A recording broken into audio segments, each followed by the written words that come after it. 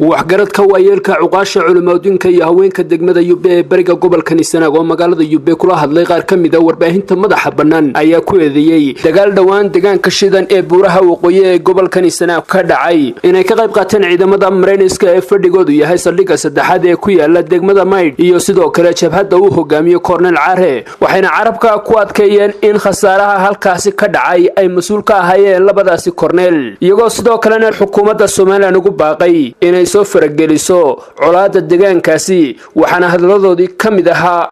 beesha habar yoonis iyo ciidanka dawliga oo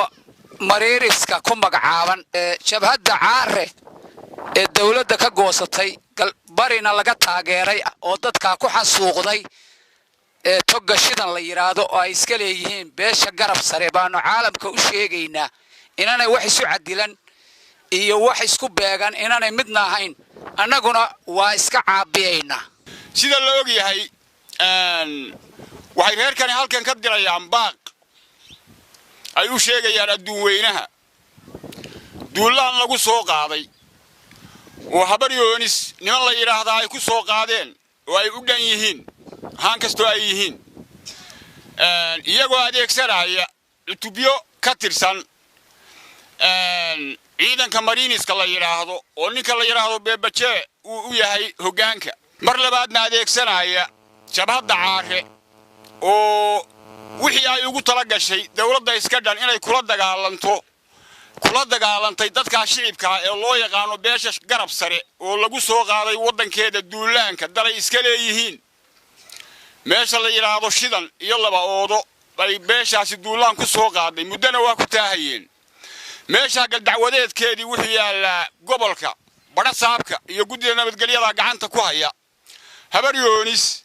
waa ka gardiiday inay u soo fadhiisato 3 bilood baa salaadiinta cuqaasha waxgaradka reerku gobolka u fadhiyeen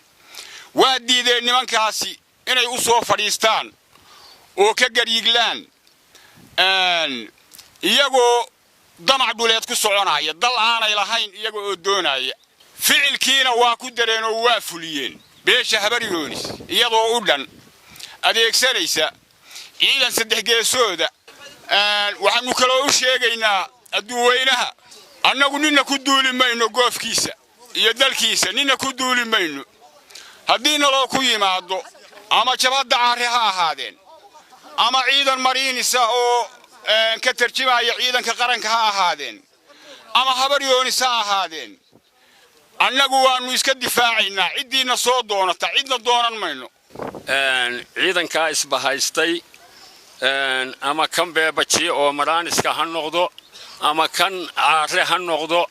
ama kan habar yoonis halka waxaan leeyahay ciidankeedu waa ku dhamaaday waxayna ku soo weerareen beesha garab sare sidaa waxaan leeyahay caalamku waa og yahay tan labaad dawladda Soomaaliland way og tahay meesha waxba ay kama qaban ciidankeedii lama arag ma ay tegin waxa jiray dagaal beeleed oo ka horeeyay isla maalintii ugu horeysay oo dhacdooyinku ay dhici jireen meelaha kale waxbay ka qaban jirtay dawladana anigu waxaan leeyahay ciidankeeda iyo yacniga awoodeedii midna lama arag waxaan u sheegaynaa dadka islaamka in la ku soo weeraray meesha la yiraahdo shidan inayna soo weerareen jabhad caare la yari beebashiil oo ka tirsan marinada dalka lagu soo duulay waa shidan annaga qori ma naqaan muslimka islaamada oo dhan waa nala yaqaanaa habar yoonis oo dhan waa taqaanaa waa dhulka ay ku taahayaan mana laha xijiga ku yaal baanu leenahay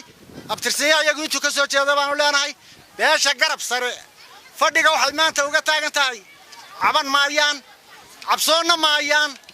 sida isu difaaceen baanu difaaca ugu taagannahay caalamka u sheegaynaa sida horeba u baxday halka la yiraahdo shidan 15 sanadood in laga dhisay caymo iyo wax magaalo u eeg oo gardarra ah intii ka dambeysana aanu qayliye ka ahayn hawshaana laga gardiiday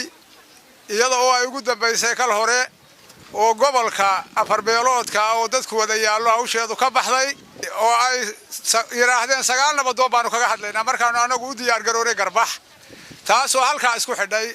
mas'uuliyiinta dawladda Soomaaliland oo gobolkana marxaati ay ka yihiin oo ay iyagu hawsha wadeen tan labaad waxa weeye meesha wax ka dhacaan dawladda mas'uuliyadda ah oo gobolka